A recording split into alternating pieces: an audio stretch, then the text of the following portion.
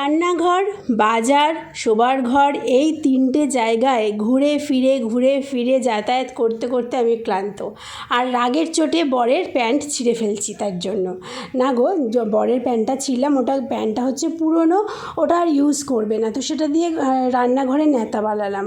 আর আজকে বানিয়েছিলাম সয়াবিন, খুব খেতে ইচ্ছে করছিল জানো। সয়াবিনের তরকারিটা না যখন পেঁয়াজ রসুন দিয়ে করবে, নামানোর আগে একটুখানি ঘি দিয়ে দেবে, খুব ভালো লাগে খেতে। দেখো কত ইয়াম্মি হয়েছে দেখতে। তারপরে শটাং চলে এসেছি সন্ধেবেলা, সারাদিন একটু রেস্ট নিয়ে তারপরে বরের জন্য করলাম চা। আমি চা খাবো না, কিন্তু এই বিস্কুটটা দোকানে নতুন দেখে সেদিন এনেছিলাম। আর রাতের জন্য করছি পরোটা, আর আগের দিনের চিলি চিকেন আছে।